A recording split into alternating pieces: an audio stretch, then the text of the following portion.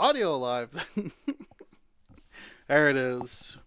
Hit me with the rest of you guys' voices here to see how it's working. Start with James. Can you hear me? Can you hear me? At my normal speaking volume. I'm good. Ryan. Normal, continually normal, maybe normal, somewhat normal speaking volume, all the above.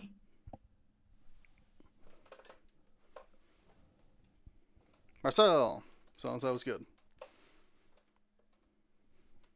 Yeah, I think I'm doing great. No, Get out of here. is that the right volume? No. No volume. Now this is normal volume right here. Is it too loud? All It's a right. different room, so there's You- more echo. You guys are all good. Fantastic. Why am I in some Scottish event? Oh my god, someone just linked me to the tournament. Thank you. It's in the notes. No, that's Fan Analyzer. Oh wait, no, it's not Fan Analyzer. Thank you. Oh, I should probably set those up, but we'll do that when we're talking more about it. That's a good idea. We should talk stats first. Great idea. Little mulligan here, right as we start. Alright, so I got that pulled up. Otherwise, I think I am ready to go.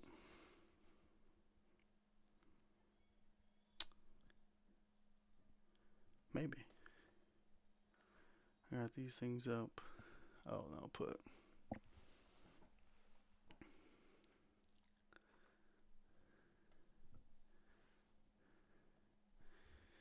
These over here. Does it really separate them out into 3 different links like that? Thursday, Friday, Saturday? The links? The pattern analyzer? Yeah. Technically, In yes. it- Yeah. Oh, yes. Pattern analyzer, yes. Yeah. What do you mean pattern analyzer technically? What's the difference No. on them? Roll Better has them all under like one big event. Pattern analyzer has them all spread out. Okay. Cool. Well, I have those faction charts available, so maybe we'll bounce that first, maybe an overall discussion, and then we'll get into each round. That sounds like a great idea. Also, I gotta move this.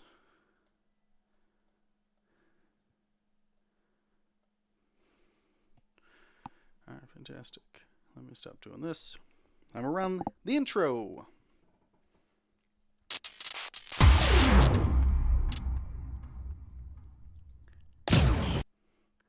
This is episode 381 of the Gold Squadron podcast. I'm one of your host, Will. How cold is the Frost Haven?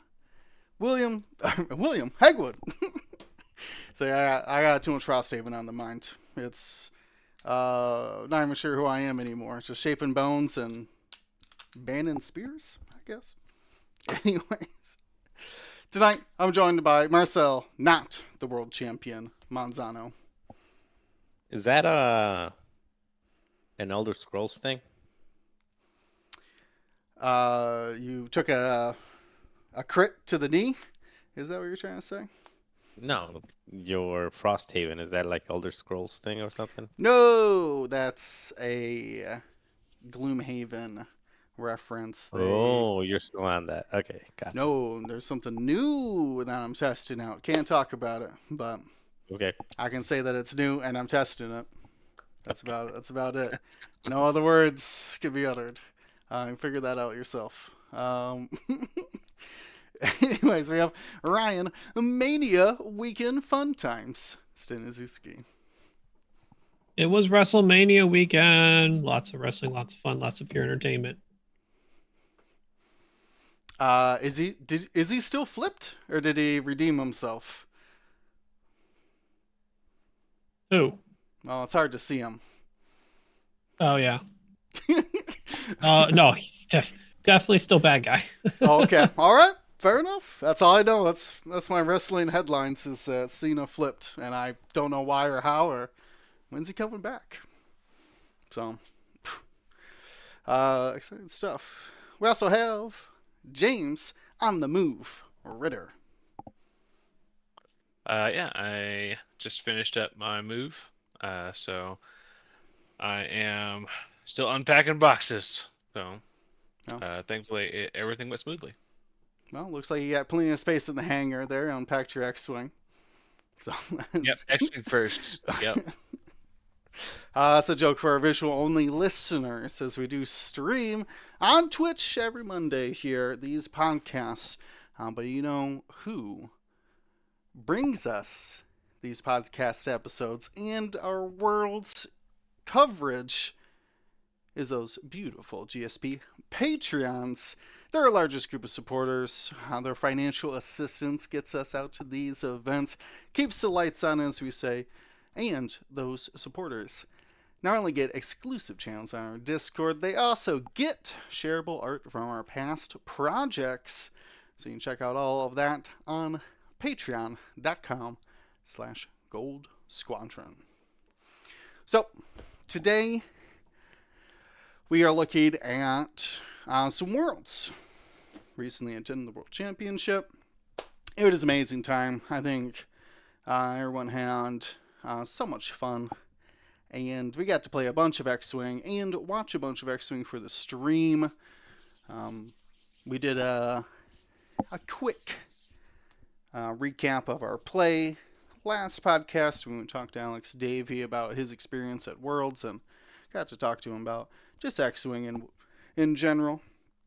But this time, we're going to have a little bit more analysis of each of our rounds, make a see where we excelled in our lists and what might trip us up. But before we do that, we wanted to maybe look at overall the statistics for the weekend. Now, I played I played Friday. Marcel, you played Friday as well? No. No, I played Thursday. You played Thursday, and Ryan played Thursday, correct? All right, so. Correct. I guess I have a little bit more insight on this, but we're going to pull up here the stats. James, can you give us some of this information that we're going to be taking a look at here? We use Pattern Analyzer, of course, one of the best information gathering websites. I think we had 99 players for Thursday. We had a total of 30% Rebel, 23% Empire, 17% Resistance, 10% Republic, and then a smattering of First Order, Scum, and CIS, coming in at 8, 6, and 6, respectively. So, obviously a big showing for Rebels and Empire for the Thursday, but and a good amount of them making it into day 2. I want to say, let's just double check. I'm not sure how to double check exactly how many got in, but that's I gotta count. But for the most part, it was a good amount of Republic, Empire, and Rebels making it into day 2. So I don't think any FO made it in. I could be mistaken there. I was going to say, I think this top 16 is from the day, but not yes. who got into the top 16, correct? Not necessarily who got into the actual top 16. I'm just looking at over here. So we did have some First Order because we're looking at players that had 10 event points. So we did have some First Order. We even had some Scum. So 27 players out of the 99 made it onto day 2. So looking at other notable stats, 50% of lists that day had 5 ships exactly. So half of the event we're running 5 ship lists, which is not surprising, but I'm surprised it's such a high number. I would have expected more 6 or 4 ship lists, but Sure, like 5 an ships even coming in split pretty between strong. them, Yeah, like 30%, 30%, 30% kind of thing. yeah, but yeah, pretty solid numbers there for the 5 ship. Lots of with it coming at 5 ships, of course, for pilot cost, for ship cost, you see a lot of 4 cost ships because you just do 5x4. And pilot initiative, kind of across the board, but definitely favoring high initiative. So 5s and 6s making up a good portion of the day. Cool. Besides that, yeah, pretty good first day.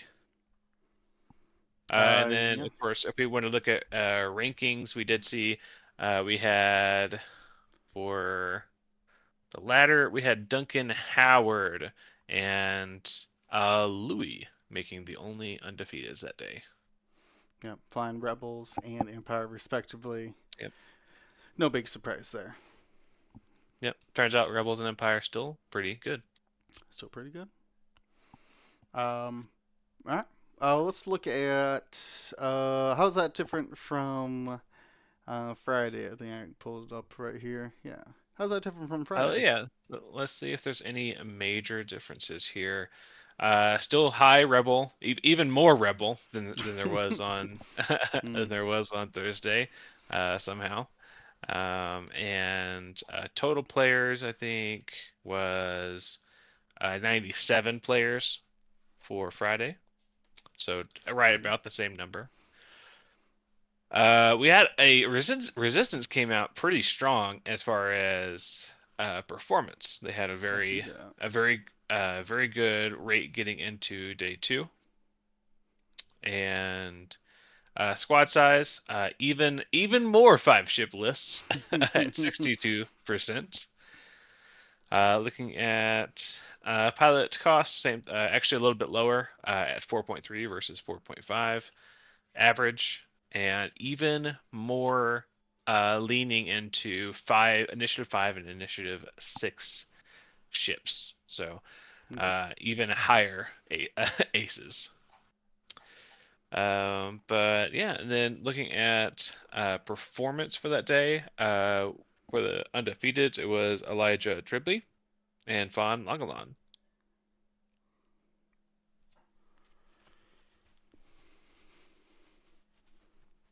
All right. And I don't see any standing out. There's only one FO that made it in to day 2 from this heat. And notably, no scum versus Thursday had quite a bit of scum making it into day 2.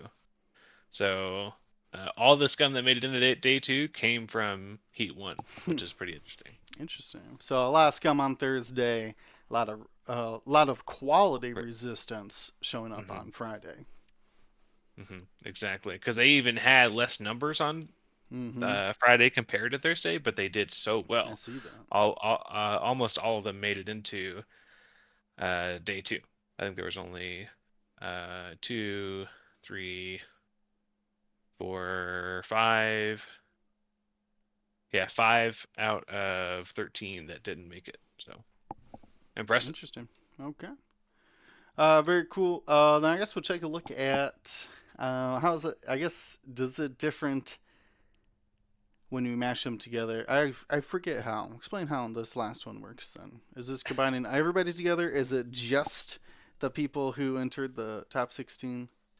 Yes. No. This Just is looking. well, no, just the people Saturday to the top cut. So I think Saturday and top cut are So together. this is day 2 and top cut. Okay. That makes sense now. That makes sense about how the tournament was. Yeah. So looking at faction distribution that making it into the cut. So this is 40... people who had 10 points at the end of day 1. Yep, exactly. Okay. So Making it into day 2 on Saturday, 53 players, so about a quarter of the field ended up making it into day 2. Just over a quarter. We had 40% rebels, 18% resistance, 17% empire, and then 8 or less percent of the other 4 factions: Scum, Republic, First Order, and CIS. We only had 2 CIS, 3 First Order, and 4 Scum and Republic make it in. So pretty interesting. But to note, looking at, I mean, we'll talk about it a little bit more for Sunday, but making it into the cut, both of those CIS lists. Yeah, CIS. Beautiful 100% cut rate ratio there on the bottom right of your screen if you're watching on the YouTube Unstoppable. or Twitch. I mean, the 2 players, I don't know if it's a spoiler talking no, about it's it now, not a but spoiler. they are well-seasoned quality players that have played Separatist. One of them I feel almost exclusively at this point. The other one at least tenured in his usage of a particular Geonosian bug. Mm-hmm. Yeah. Mm-hmm. Also, I just feel like Separatist is one of those factions that, like, it doesn't get a lot of play, but the players that do play it so well that it's surprising to me. Yep. Calculated, if you will. Calculated, yeah. Yeah. Real dedicated to their faction. Exactly. So more of the same as far as pilots, cost and initiative distribution, as well as squad size. But main thing is going to be the players making it into the top 16. We had what does this come out to? Both CIS lists. I don't know how to usually look at that. I guess you just look at this. 5 resistance, 33% of that for rebels. 1, 2, 3, 4, 5, 6, 7 rebels, and then 1, 2 empire. So, but notably did not have any Republic, FO, or Scum make it into the top 16 cut on Sunday. Say that one more time. Really trimmed it down after that for sure. Yeah, no Republic, no FO, and no Scum. Wow, I think that is like just the big headline for me is that not everybody, but the consensus was to drop the Republic, even if you were a longtime Jedi player, even if you practiced your clones all season or whatever. People lost all confidence in the Republic, and I don't know. I think the Republic is a faction that, like, when we don't have because I mean, we'll be honest, like this past year after the announcement, a lot of the heavy duty, like gung ho testing and high amount of event participation was on the low side. And I think Republic's one of those factions that it's got so many tools that finding the right combination takes more time than other factions. And it obviously got hit a bit for what it was before. So. And if you look at the top cut as well, there's a particular chassis that did really well that didn't do well as last year unless your name was Han. It was the Falcon. The Falcon came back really strong, whether it was Rey or Chewie or Poe or Han still in the Falcon in Rebels. And none of these are like, or let's say not none. It's not the Bistan Perceptive co-pilot combination because it can't do that anymore. Mm-hmm. But I think a lot of that is attributed to the side effect of things like Tomax Bren SL, the plasma version, used to be 3 points, is now 4. That shield stripping, high damage, I5 shooting, high contribute to bring down a Falcon wasn't there, right? Like that's a piece that could have kept Falcons in check and just was non-existent. There were other, obviously, plasma torp platforms available, but that was the cheapest originally. Yeah, that makes sense. That's a fair point. I did see a bunch of resistance falcons as well. Yeah, I was trying to count them. That there were, let's see, 1, 2, 3, 4. I think just all the 4, all the resistance 5. all the resistance lists that made it into the cut were finding a falcon. Yeah, so the 4 resistance and then Louis Han. Which, if we That's compare it to last pretty year, good. it's a stark difference. Last Yeah. year, resistance was all like, bring your 5 quote T70s, whether it include Lulo or basically some Zori. variation of like Yeah. 4x5, right?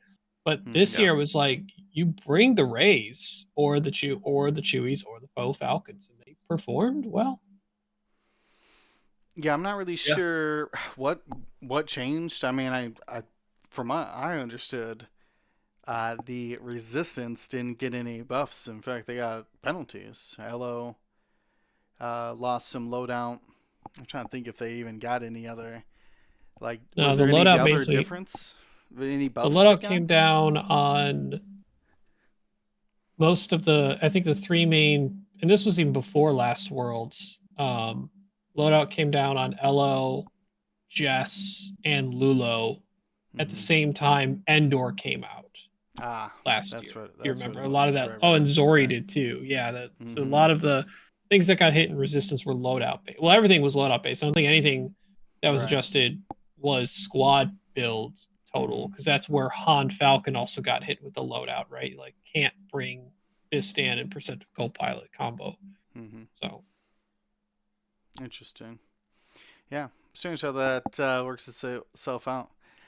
The last thing I have to touch on while we're talking about the top 16 list, just as in general, comparing them amongst each other, there were only, in my opinion, only 2 mirrors, 2 very similar lists. But all the other lists seem to have made different choices in their squad choices, or the pilots that they're choosing. So, like Brady and Levi had the BOE, Gina and Braylon, but they chose different 3-pointers, and they chose different X-wings. Levi went Luke, Brady goes Wedge. So their only real difference was Keo versus Hull, because they both have Sabine. That is like the closest one, but still there's still 2 pilots away. Obviously the 2 finalists that we saw both bring Fenn Rau, but one brought Wedge, right, and one brought Luke. So big differences there, even though they both brought Boudica. It seems like all the other lists were the Falcon list we were talking about all seem pretty unique. This one has Trigger Happy Poe with Ray. This one has Merle and BB-8. There's one that the Poe Falcon has Snap and Jaeger in their squad. The Chewie one has Jess and Shaza. What's the other one? Well, I guess no. So I guess that is the most similar list then. Is the 2 Ray, Elo, Lulu? Are Elijah they exactly the same? and Daniel. Are they exactly the same? They're pretty close. Let me see. So it's Ray, Elo, Lulo, Merle, BB-8, and then Yeah, Ray, and I think Elo, they have. Merle, Lulu, BB-8. Oh, so it's just other upgrades on Merle. So that is the closest Yeah. one then. Well, that that's is about mirror for mirror, pilot for pilot. Yep. But so still though, same Ray, same Elo, same Merle. It's just the Merle's different. That's what it is. yeah, it's elusive versus heroic. So Yeah. it's personal choice there. Okay. I Wow. think about the same thing, right? Like, let's try to reroll our greens. That's a mirror. That's a mirror. That is a mirror, yeah. So, but still, though, I mean, even with only 4 factions and very similar list archetypes, right? 5 ships for most of these factions, the list ended up being very diverse, which I can very much appreciate. It really shows why a lot of people chose Rebels, because you could just grab pretty much any 5 and throw them on the board. As long as one of them is Wedge or Luke, I think you'll be pretty good. And we saw, like I said, a wide variety all over the battlefield there. Unless there's anything else you guys want to talk about, it's kind of the list, the overall, not so much the event, but the records and whatnot. We could just move on to going through the rounds and talk about our experiences in each round. That sounds good. Okay. So we're gonna start with James. James, you have double duty here for the first 5 rounds. As James, as you all know, streamed 19 games over the weekend. Confirm undefeated throughout all 19 rounds. Yeah. So I had on Thursday heat, I had for game 1, I had Donald Williams and Daniel Lim for round 1. That was Daniel's Separatist Swarm versus Donald. He brought the new Whisper, so that was really interesting to check out. It didn't quite turn out very well for Donald, even though he had a very big starting advantage where he had Soontir come in and take out one of Daniel's ships very early, but wasn't able to turn that advantage into anything.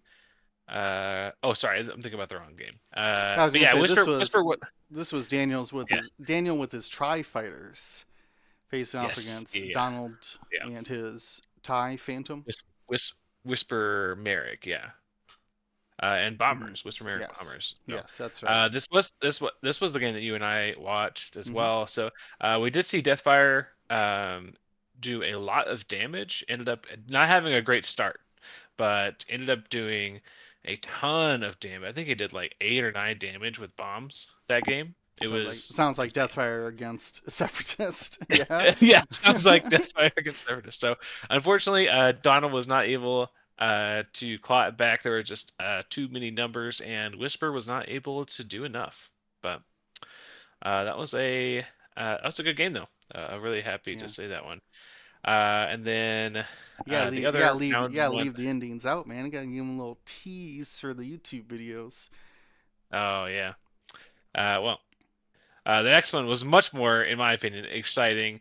For Friday heat, this was Blake Garcia and FO versus Michael Moshbaugh Rebel. This was a very different Rebel than we're used to seeing. We had Saw Gerrera, Kanan Jarrus, Ezra Bridger in a gauntlet, and Sabine. So just a chunky list. That was Ewing? very. Did you say Saw Ewing? Saw Ewing. Yeah, Saw Ewing, Kanan, DCX, Ezra, Gauntlet. A lot of ship. That's a lot of ship. So that one was really fun to watch with the big base ships out there. And I want to say that one came down to a very close finish, but that one's definitely got a must watch in my opinion. All right, awesome to hear. Ryan, you were in those early games on Friday. Is that right? You joined in on the commentary booth. I think Friday was right. James can let me know. It was Friday or Saturday. It's all blur. Yeah. No, Friday was Dion. Friday was Dion. That's what it was. Saturday. It was Saturday. Yeah, Saturday. I knew you'd remember. No. Yeah. I was like, right. Wait, no, it was definitely not you here. That's right. I was trying to piece it together. I forgot. Dion showed up all Friday. That's right. Yeah. So I had Dion in the booth. So even more reason to go check out that Friday game 1. Very cool. I of course played Friday, but my round one went up against Dr. Ewok. I'm gonna forget everybody's name, but this is what you put in and roll better. I had a great weekend with the guy, by the way, so I just don't remember people's names. I can tell you everything about the game though, but he was flying. That was David Roy. David, okay. Again, I met like 100 people, hundreds of people, probably throughout the weekend. New and old faces, and again, I don't remember names. I can tell you everything about his list though and how the game went. But basically, what it came down to, remember I'm flying my Jousty Rebels. I got Wedge, Luke, Ahsoka, Gina, and Sabine. So we're trying to do like this I-5 munitions alpha. Wedge, Luke, Ahsoka, and Gina should all roll in, shooting munitions and taking double modified attacks and stuff. So, my prep in my head, I was like, okay, just make sure if you try to send everything if all four of my main ships at something, make sure it cannot get away. So I line up everybody across from Aphra. I'm like, well, it's like Aphra and one of the Y-Wings. I was like, well, these things probably won't get away, right? Should be easy to track them. But then I kind of regretted it. Trying to do math of, can I even take down a reinforced Aphra in 2 rounds? Luckily, it all went great. The list shoots Wedge, and then Gina's proton, and then her plasma, and then a proton. And then I shoot a concussion missile, and then a plasma in the order. So just threw everything at her. Luckily, it all worked out. And we just started out for round 3 and was able to basically clean up the Y-Wings because they're 1 agility against the rest of my squad. So a risky start, but it ended up working out for my round 1. Ryan, what about you? Who'd you play round 1? I ended up playing against Michael Simon, aka Biophysical, Okay. the original Defender player, I would say, back in 1.0, the guy who won a regional with double Defender, I think. He wanted to go out this last official Worlds, bringing 2 Defenders plus a 3rd ship.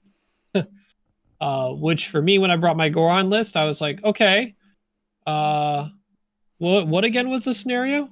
Chance? Oh, that's a problem. Because I couldn't put any objective pressure on him, and I had to actually have to try and, half point these defenders, try and maybe take one off the board, make sure Feroff. So he had Jendon, Endor, SL, Defender Vader, and Captain Feroff.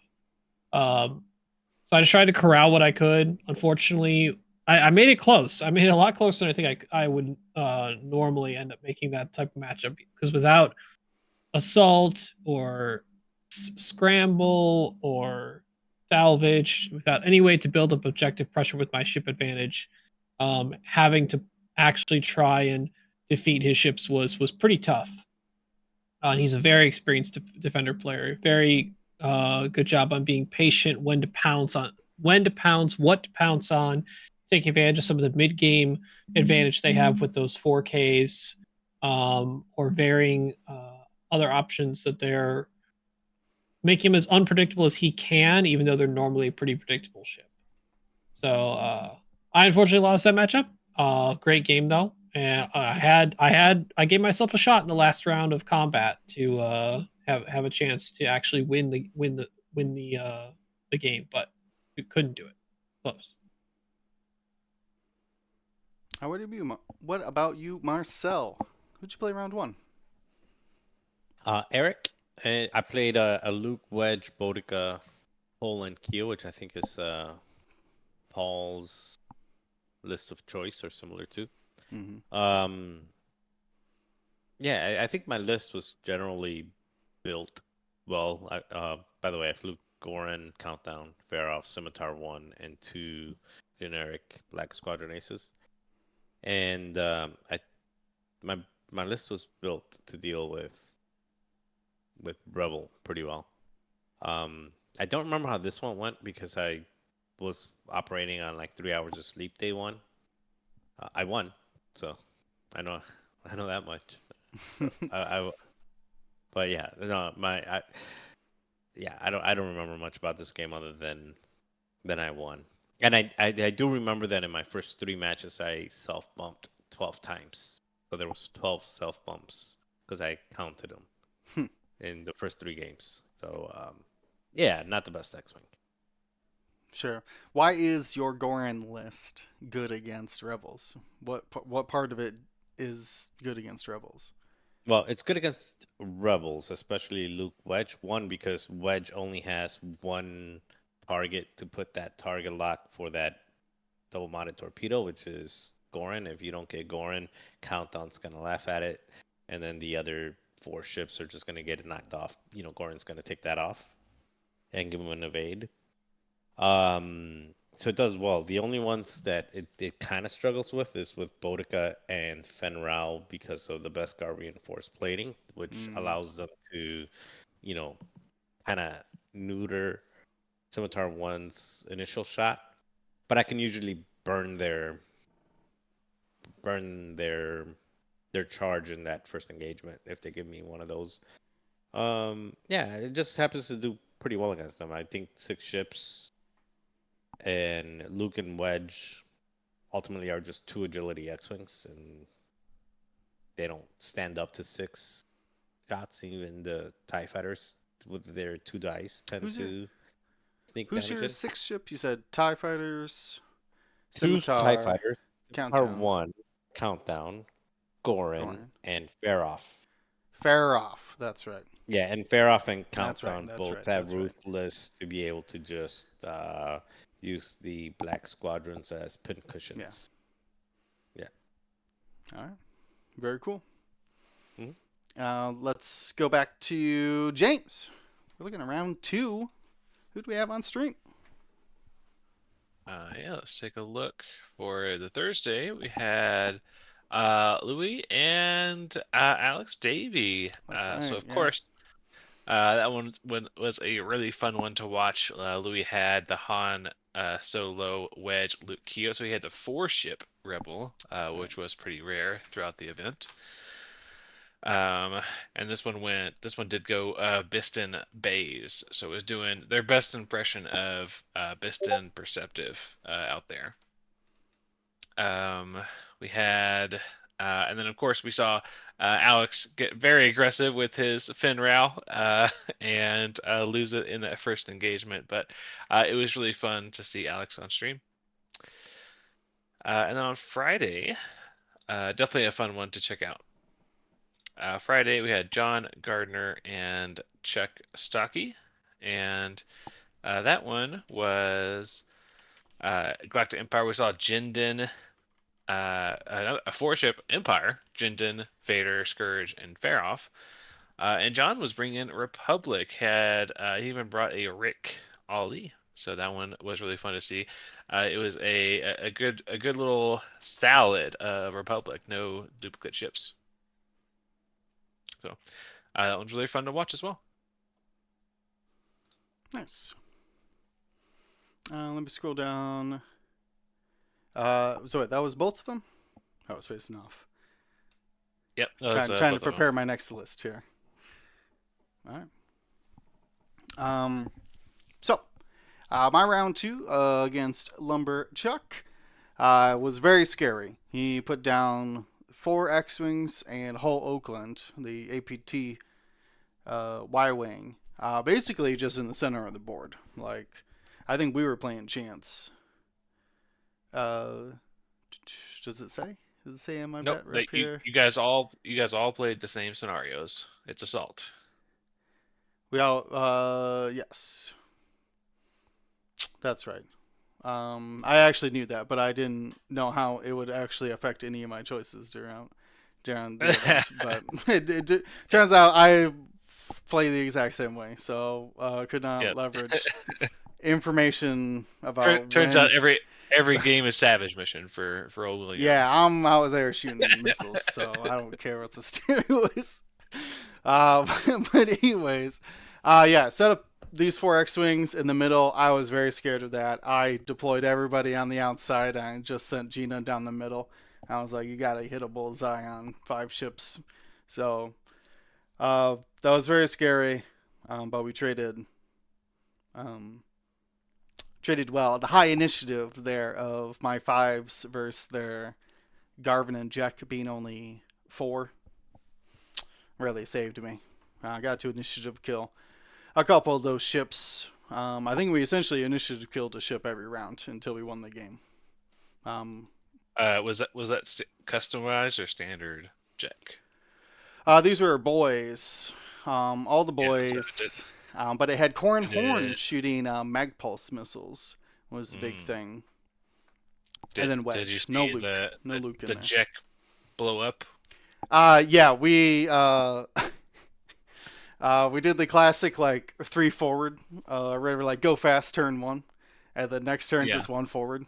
And yeah, when he did his unstable whatever Unstable sublight engines. Yeah, the sublight engines. He literally came up like right in front of Ahsoka, Luke, and Wedge, and then blew up and didn't hit any of us. So we're like, oh, thank God. We're living. Yeah, it's really that's tested usually my. Definitely calculated, right? To be fair, yeah. In that one, I was like, okay, that Wedge or that Jack wants to get range 1, so he's gonna become screaming. We'll just sit back and he's the first one to go then. So it is kind of it's what my list does, is just like blow a ship up every round. But like I said, the initiative was the deciding factor in that one. What about you, Ryan? What's your round 2? Round 2, I faced I don't get the person's name, but a gentleman flying some Rebel stuff. He was like the biggest Jack Porkin fan I had ever met. Yeah. Like, yeah, he was the guy who like someone else gifted him a Jack Porkins like cardboard set. Oh, really? And yeah. he was remember the old Red Squadron set Sure. from Worlds 2019. I still use the dials for my Luke and Wedge. Yeah. So, and he got gifted the Jack. He was missing the Jack from that. He was so stoked. He's like, if you don't mind, just give me a second. I'm going to like put this on because I just got it last round. I'm like, that's go for fantastic. it, dude. Have fun. And so he called us this notorious PIG, like for Jack Porkins. And he had all this like cool Jack Porkins related stuff. He had Yavin Luke, Yavin Jack, Saw Gerrera, Boudica, and Sabine. We played whatever scenario we all just mentioned. We're playing Assault. And Assault. Yeah, we played Assault. I ended up winning that game. But it was great fun. Like the dude had all like this cool like Rebel swag of stuff of things. He was super excited to play. We just had a fun time. I did have to be the person to let him know. I told him before the match. I'm like, hey buddy, like this Saw Gerrera that has Chopper Crew and Contraband Cybernetics on it. Oh, they yeah. actually fight each other, right? Because like even if you use Contraband, you're still doing an action while stressed, which means Chopper still damages you. Mm-hmm. He's like, oh, I never noticed that. I'm like, yeah, I just want to let you know before the match, you can feel free, ask for a judge to confirm that for you. And I think we did too. So I'm like, spoiler alert, if an opponent ever tells you how a thing is supposed to work, even if they're right, you should call a judge. Don't just believe them. Please. Very much correct, yes. Crackshot only works if you're in the center line of the bullseye, not the whole bullseye. Yeah. So just don't like, even if it seems like someone is being completely genuine, always call a judge just to confirm with them. Like it's totally fine. Don't always just believe your opponent blindly. But yeah, like so that the Chopper Contraband Cybernetics interaction like doesn't work as you normally want it to, and it can end up coming to a point in a game where like he K2SO'd his own Saw and used Contraband, and then he only wanted so he could zero stop because he gave himself a stress already. And he didn't take an action. He didn't want to damage himself Yeah, because you he can was still on do- 1 health at the time. Yeah, you can still do the red action, was the important part of Contraband as well. Or the red maneuver while stressed. So yeah, great dude, good game. I ended up winning. He seemed like he had a fun time the rest of the day too. I checked in on him every once in a while. Awesome. What about you, Marcel? That was I played against Zach Rigetti, a scum, and that was my only Swiss loss. He flew Bosk in the Z95, Dirge, the Mandalorian, and Boba Fett, and it's just actually that one I lost 20 to 0. I conceded after like round 3. Okay, I was like, how did you lose 20-0 on assault? Like, you used it to stand around. Yeah, no. Again, I yeah. slept like 3 hours the day before. And Yeah.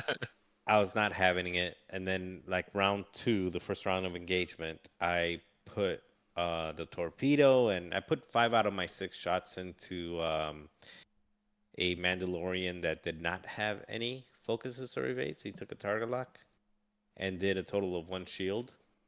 And then round 2, he killed 2 or 3 of my ships, and I did another shield. And yeah, I was like, so it was one of those games. Okay. yeah. And I was like, I'm just gonna take a break, go find me some coffee, and go relax. And, Yeah. Sometimes the game just tells you you're not allowed to play this game. Just yeah. And again, it was not that he was not in a good position, or it could have been a game. It could have been interesting. He may have won anyway, but it never. Yes, the gods decided that it was not going to be a game no matter what. So, yeah, so that was my 20-0 loss in 3 rounds. Well, it sounds like you played it off as best you could. Shook it off. Got refreshed for the 3rd round. Yeah. I mean, he like I said, that was my only loss also. So, it was Can't fine. complain about that. Yeah, I mean, if you're gonna lose, might as well lose in style and make it a 20-0. All right, James. Round 3. What do we have on stream? Round 3.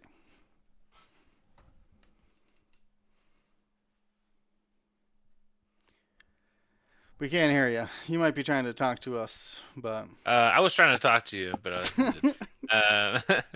round 3 on stream. Dwight, Lindsay, with Separatist, including a Sunfac, Grievous Dirge, and then 2 HMPs. And this is against Nathan Idy flying Resistance, Chewbacca, and Friends. So I remember that one being. Yeah, I remember that one being pretty fun. I can't remember if Sunfac was able to do Sunfac things, or if things just kind of went crazy. Oh, that was a very good game, actually. I remember. Yeah, it was good. Nathan made like some mistakes that affected game state. They weren't like he chose the wrong thing. He just couldn't do what he was trying to do. We were playing salvage round 3. Yeah. So he was trying to boost with a crate, and then I think they were doing the game of operation, and when they put all the pieces back, one of the ships was not in the right spot, so we had to unwind all that. But those are just things that happen. Those happen in every game. Oh yeah, X-Wing. yeah. You just don't see them because they're not on stream. Yeah. Yeah, he marked one ship and then picked up another ship. Yeah, he put the wrong ship back on a marked ship. Yeah. Classic. Yeah. Classic. Classic. Shake it off the rust in a heated game of X-Wing. Just made some mistakes. But Joy was really good sport about it, and it was still a tight game from what I remember. So I wanted to go back and check that one out. What about Friday's game? That was Andrew Pineapple versus Doug Howe. Andrew had resistance. This is a 3x2y resistance. And Doug was flying. Interestingly, we had Sunfac on this game as well, so that's pretty funny that we had Sunfac and with Separatist on both of our game 3s on Heat 1 and Heat 2. There you go. But I remember this one being a pretty close game until it wasn't. Is how I remember it. Sure. So something fell apart, huh? Fair Yeah. enough. So I remember Sunfac being a menace to all these small base ships. That's for sure. Okay, I have to check that one out for sure. For sure. Yeah, you didn't get to see that one, yeah. No, I didn't. I I would like to though. Um, Right. my round 3 is against someone called Poltra Bane. This was uh, an excellent game. It was flying first order. Kylo, Blackout, Malorus, Midnight, and Gideon. And if you knew anything about what I just said a couple rounds ago, is that my rebels are looking for something that can't run away from us. So we chose Gideon. We're going to all in on Gideon. He's worth 4 points, more than one of these TIE fighters or whatever. So, went all in on him. He has Phasma on his Gideon. So it's that classic, like, he turned away at first. And he was like, oh, no, I'm not going to go towards you. Then he hard turned back towards the center of the board early on. And I was like, that Gideon is going to go for the block, going to go for the Phasmas. So it's Ahsoka. Giving actions to like Gina, Luke, or Wedge before they move to like get out of each other's way really helped me in that. Being able to anticipate the block, set it up to where I can get Gina out of the way, and so that she won't start that like bump train, right? That she gets blocked, and then a bunch of ships run into her. So that was a coin flip that I was able to predict correctly, and then really what I think this one came down to was Blackout versus Sabine. So Sensitive Control's Blackout versus Sabine. And I was able to pull Blackout all the way into the corner to fight Sabine. Over like a crate that Sabine was trying to pick up, but was kind of too scared with Blackout and Kylo Ren screaming down the neutral edge. But Blackout shoots Sabine like 2 or 3 times and only puts her to 1 health. And we're doing the sensitive control, like barrel rolling before we move shenanigans. And like he's barrel rolling in the system phase, and I'm like barrel rolling before I move and all this stuff like that. And eventually after I think he took the 3rd shot at Sabine, he's like, I cannot take the 4th shot at this ship. I have to turn it towards the center. And that let Sabine not only get to take a couple more shots, but she was able to pick up a crate as well. So that was like a huge swing that Blackout wasted. Also early distracted. rounds. Yeah, distracted Blackout for 5 points of Blackout for half the game. Right, exactly. So that was like huge. It shouldn't have exactly worked out like that, but like I said, a good roll, and she survives on 1.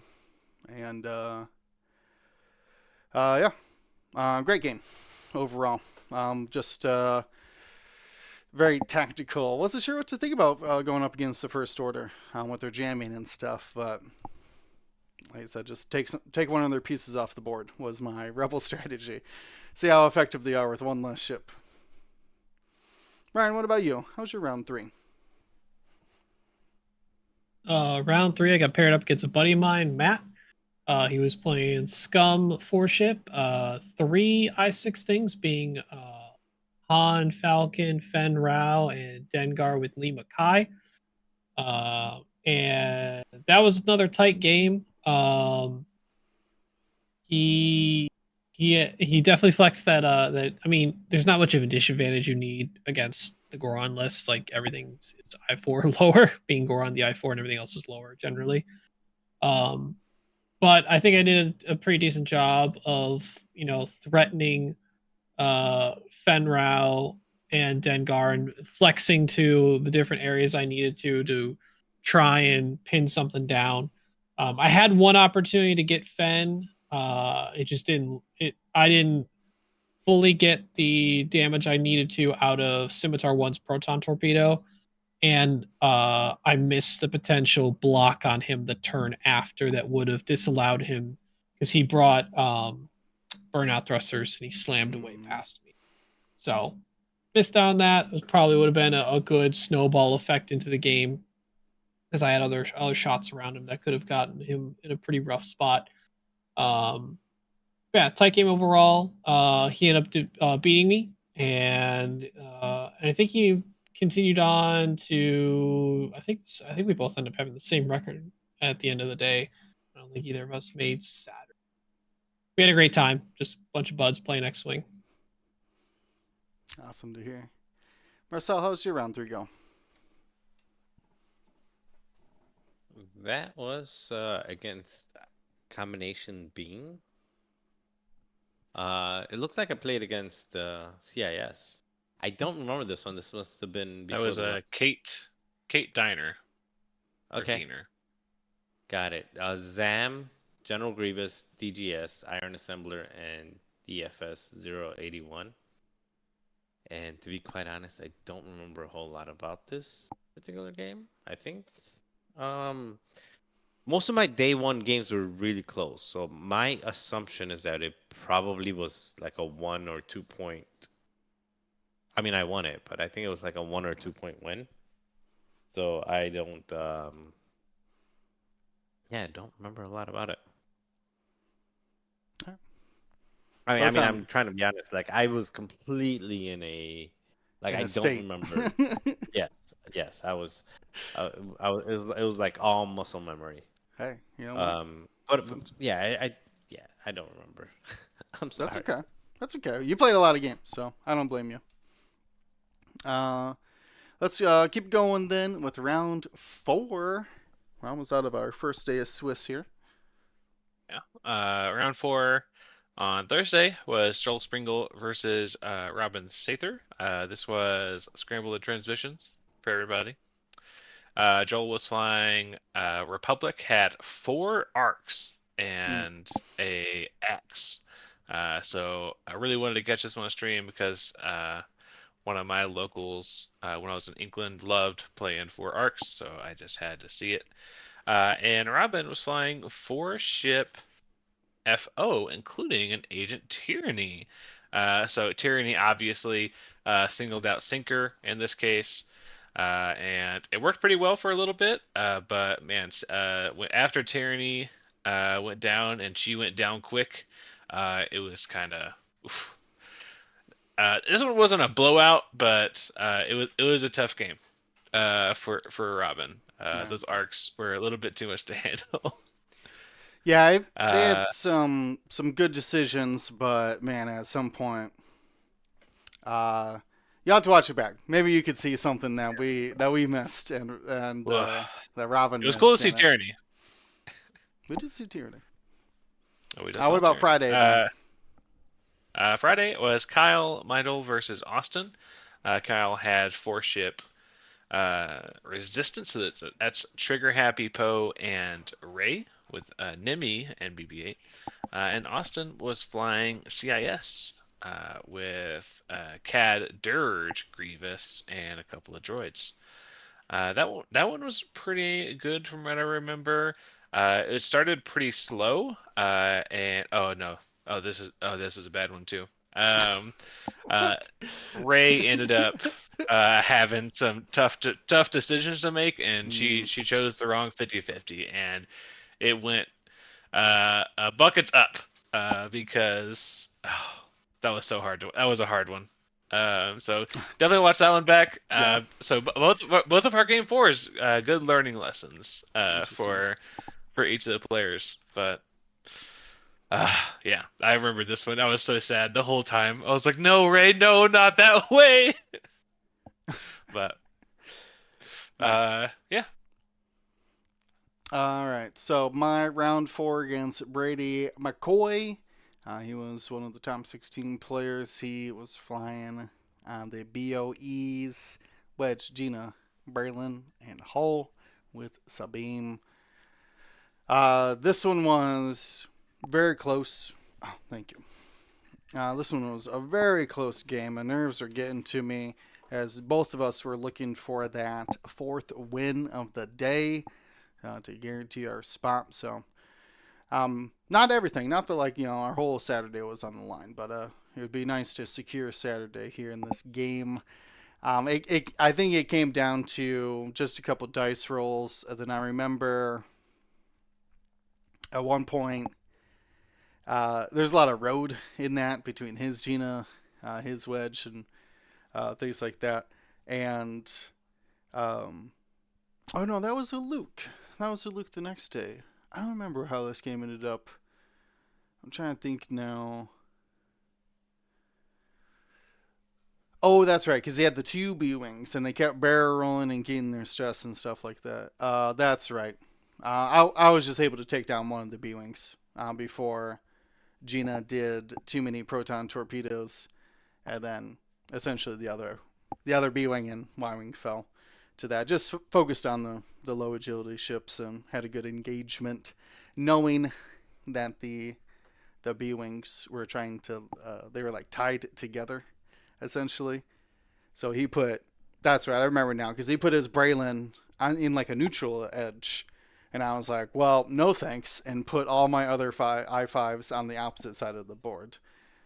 So he could go chase down Sabine if he wanted to. And he chose not to, chose to rush over and help Gina. So an early advantage I was able to exploit to get the victory, which secured my 12 points and got me in for Saturday. Ryan, how'd your round 4 go?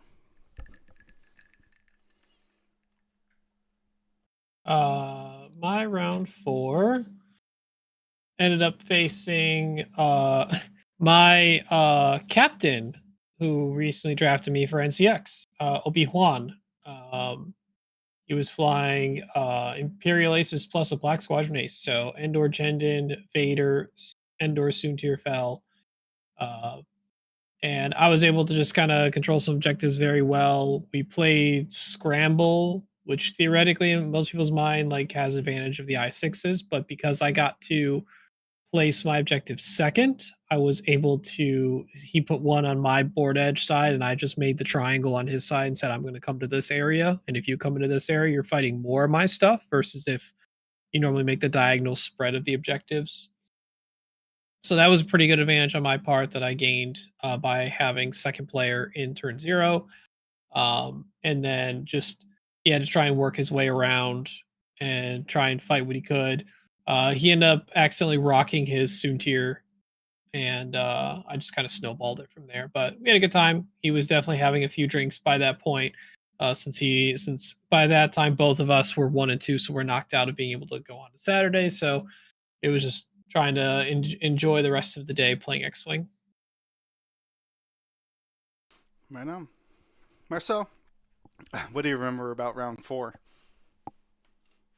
Well, that one I remember perfectly fine because it was after lunch. I think round 3 was lunch break. So I remember that one. That was against Dan McGinn from Fair Games and from formerly that other store that was out there in the burbs.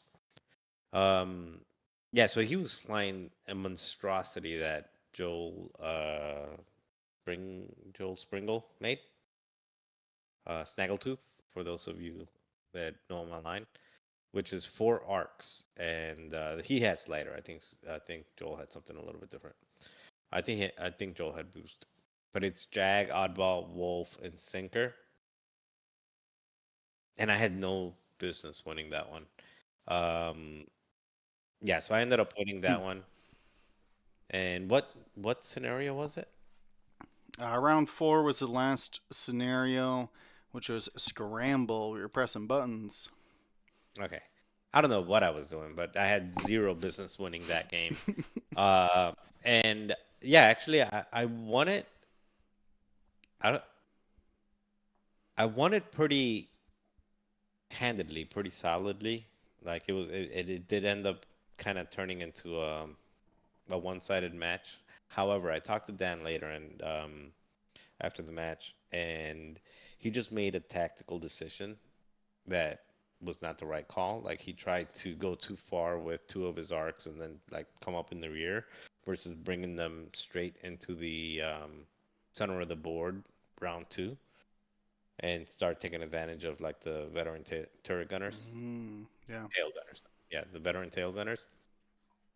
But had he made that one decision different to turn them in versus like trying to shoot over and then K turn and then come back and come behind me,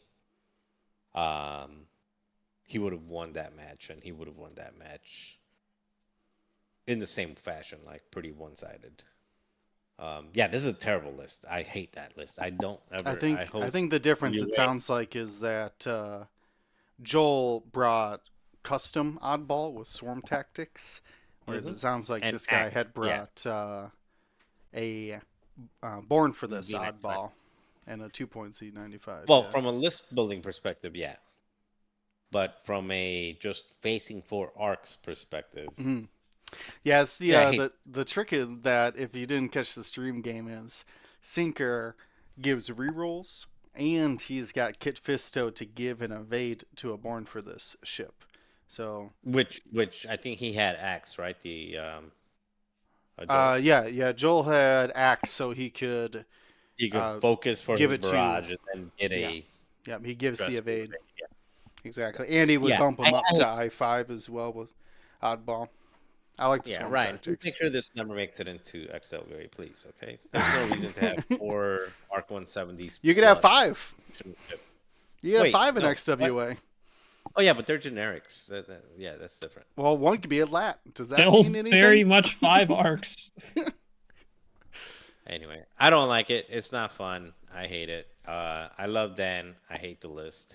Thank Fair you, Dan, enough. for making a tactical mistake. It is. That you bring up a good point that there was people who dropped, but there was a subsection of people who leaned harder into clones and the Republic. So it's very fun to see there. All right, we're closing out the end of the first day here with round 5. James. All right. This was Assault of the Satellite Array. We had Zach Rigetti and Jeff Bentley. Zach was flying Dirge, Mando, Boba Fett, and Bosk. I think someone might have played this one earlier in the day. It sounds like someone Marcel went up against, maybe. And Sounds Jeff like was it. flying some separatists, so I had Dirge, Grievous, and a bunch of droids. And this one I remember being pretty good. Let me just go through and see. Yeah, this one looks to have come down to the wire, from what I can see. So definitely a must watch Nice. there. And then on day or heat 2, day 1B, we had Blake Garcia and Brady McCoy. Blake was flying FO with a bunch of ties, and I think this is Whisper Kylo. And Brady McCoy was flying in, I think we mentioned it earlier, Wedge, Gina Braylon, Hull, and Sabine.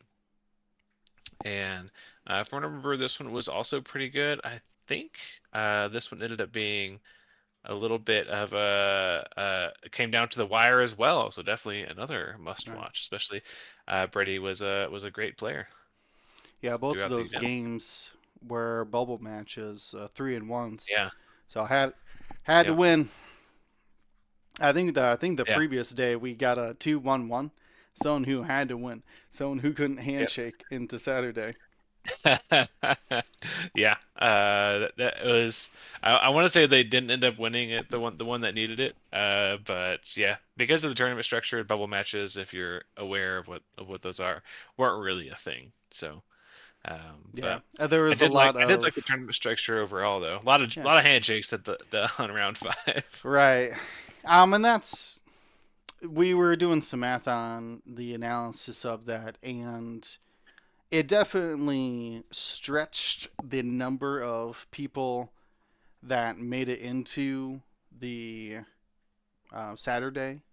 But that actually caused an opposite effect, though, that because so many people were taking the draw around 5 to get into Saturday, the tournament essentially assigned less points that round, like one less per table that resigned, Yeah. or to ID'd rather. So then on Saturday, when we kept doing the math, everybody's math was off because of all the IDs actually lowered what was required, which was very interesting to see that it did have an effect on the overall event. Yeah. Not like a crazy one, not something that would be impossible for it just to happen anyways, but it is very interesting to see that effect. I did not draw. I was going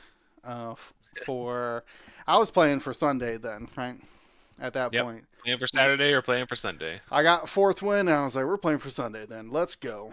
I just need, well, at the time I said 4 more wins because I thought I needed 8 wins to get in. But I get matched up against Van Laringelaan, a player out of Amsterdam, very well known amongst the world and at Worlds and major tournaments.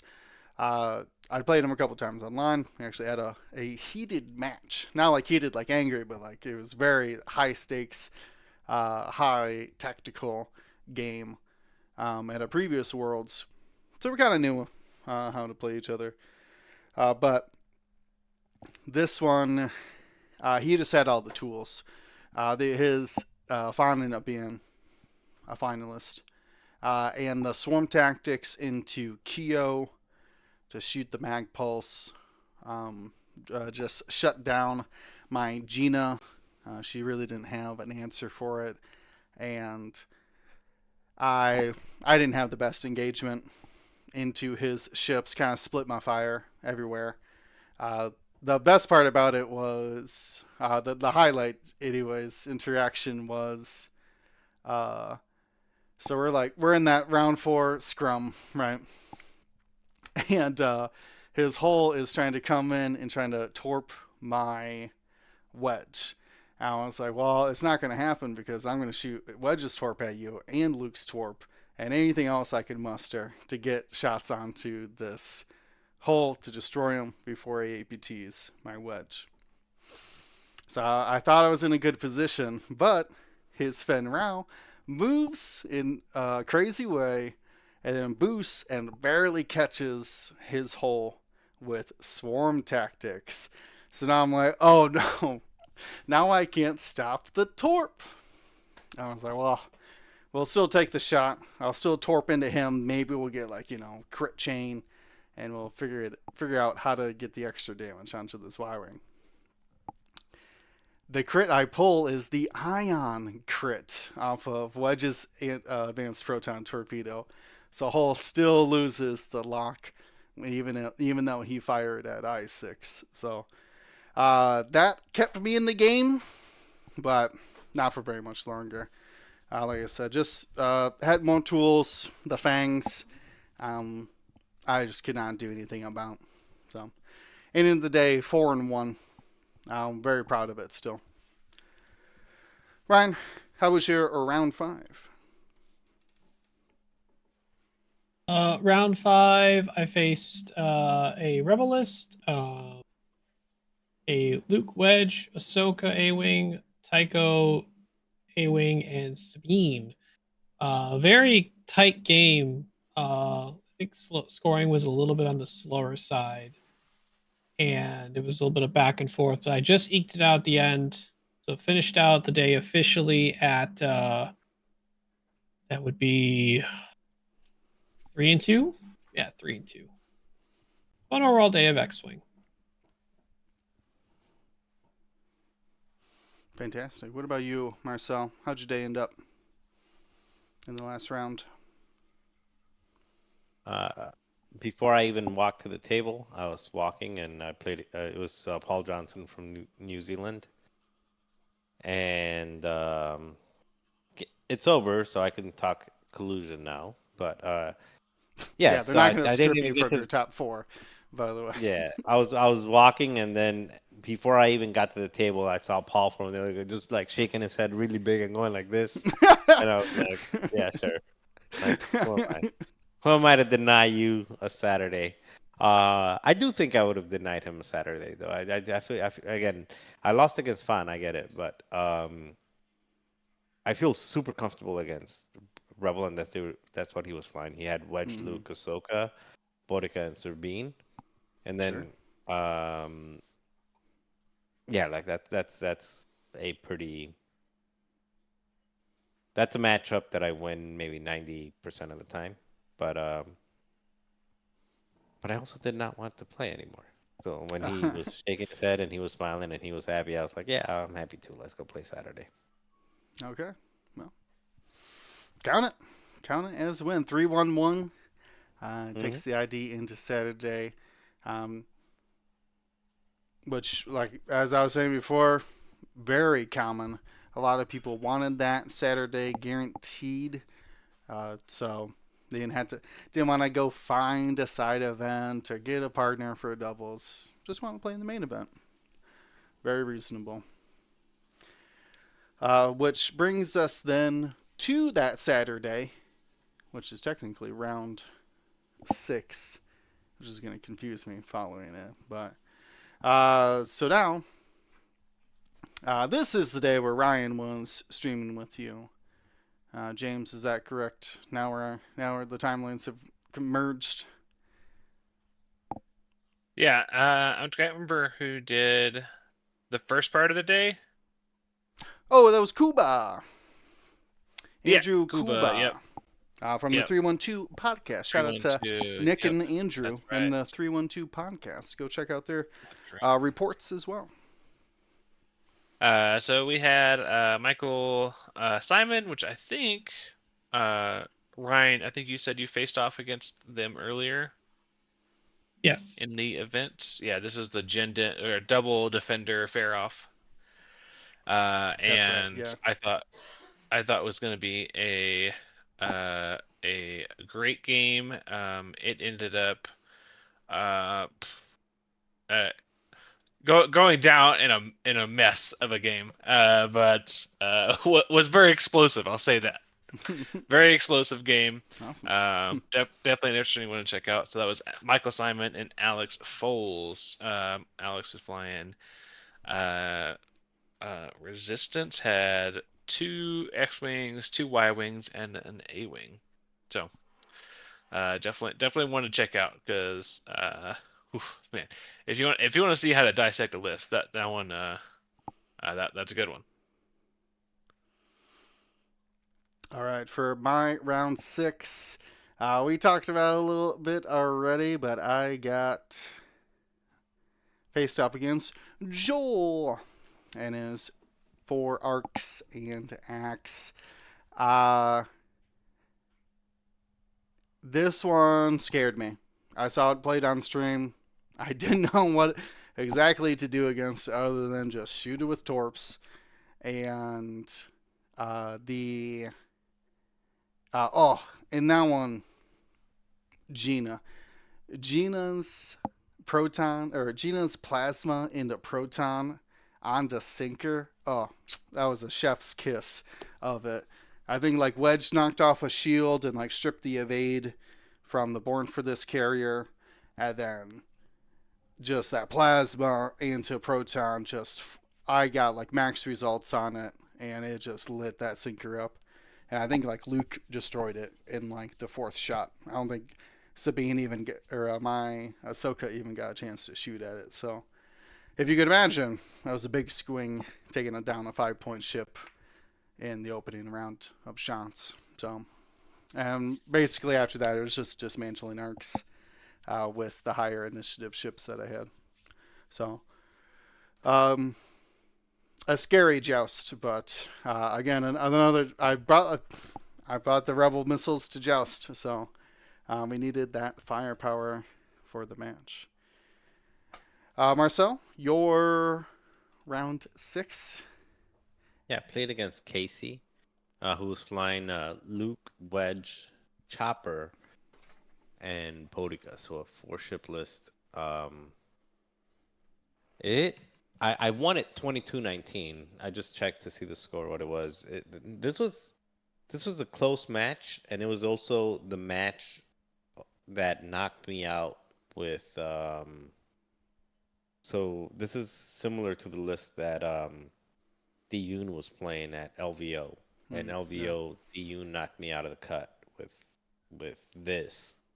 So just that chopper just hit so hard, and it's so hard to get damage in that little TIE fighters and little like an evade, like Chopper looks at an evade and was like, yeah, you got an evade now. Here's 3 crits on you. Anyway, so I did win this one. It was a very close match. And yeah, Chopper's so good. Yeah. Well, what'd you say? I don't know why more people don't use Magva them. Saw? That's all the upgrades you need, right? Yeah, Magma Saw. Like, yeah, that's all you need. Yeah. Like, Yeah, Chopper is just Magva so Magva good. gives you a lock, and then At initiative Saw. 2, yeah. Insane. Like, basically all you do is just move, reinforce, dare anyone to shoot at just you. and ask people to shoot at you. then, yeah, shoot me. Shoot Shoot me. me. Make You'll sure you put do a damage damage. or Yeah. Zero agility here. Take a free damage. Yeah, no, that's insane. But and then Bodica over there is like, or shoot me, 3 agility. Anyway, yeah. So I won it. It was very close. I don't know if this is the one that I ended up winning because I took a range 3 shot at a Luke Skywalker who blanked out. It could have been this one, or it could have been. I think this was the one that. Well, I'm sure you're playing Rebels like every other match, so. No, actually, I was. Well, I did play one more. It might have been this one. It could have been this one because it was such a close match. Makes sense. Okay. Well, exciting stuff. I believe here for round 7, me and James are paired. I played on stream. Yeah. I don't know why you chose me, but I mean it was against Psych J. So Yeah, it was a good matchup. So I'll just quickly say the list, and you can break down the game. sure. JJ or Psych J7 had Empire, Vader, Merrick, Mauler, Lareer, and Vizier. I want to say that that's Boy Mauler. So Boy Mauler, yep, pretty- tied to Darth Vader. Yep. yeah, it's a pretty interesting list, and I was very excited for the matchup. And Mhm. I was trying to just find anything but Rebel that day, and I just not Rebel be Rebel. So your name came up. No, that's fair. I mean, I'm well known. It's like from the Planning Phase Syndicate. Very well known as well. They've been diving deep into SWU. They've been swooing it up lately, but from talking with them at the event, definitely. Now that they can dive deep into XWA, they're looking to kind of do both, basically. But still, those guys are great over at Planning Phase, so definitely check them out. This is very funny because we were like lining up or whatever. I'm like trying to find my target as I do, and I'm like, okay, well, Faroff, or I think it was Faroff. Yeah, Faroff is Reaper. Vizier. That's right. Yeah, because Faroff, I'd be like, well, he's tanky or whatever. So I was like, Vizier, he's not slow, but at least we could take him down in like a single round. He did have Hark on him, so he's a little bit more, and Seventh Sister. Yeah, but so he had he's modifiers, but nothing too Yeah, crazy on him. squirrely. But yeah, that doesn't really fit my bill of somebody who can't get away from my Rebel Alpha. So I kind of just like lined up in the neutral edge, trying to just see where he would go. Luckily I got to see his Mauler get placed first, so I was like, okay, if Mauler's going here, he's either turning and running, or he's going to deploy Darth Vader next to Mauler, and they're just going to come down this neutral edge at me as I just placed all my good ships right in front of him. And as I'm like setting down my ships, I'm like, oh, by the way, who's got afterburners in your squad? And he's like, both Vader and Merrick. I'm like, so, and Mauler has afterburners. I was like, okay. And you have an interceptor, okay. And you have a Reaper. I was like, why can all of your ships boost? And I was just like, oh no, JJ's coming for me. So I kind of foresaw that he might be trying to engage quickly. Five straight boost. Yeah. Yeah, something like that. We were also playing chance, so there was nothing else to do, right? So we're at that.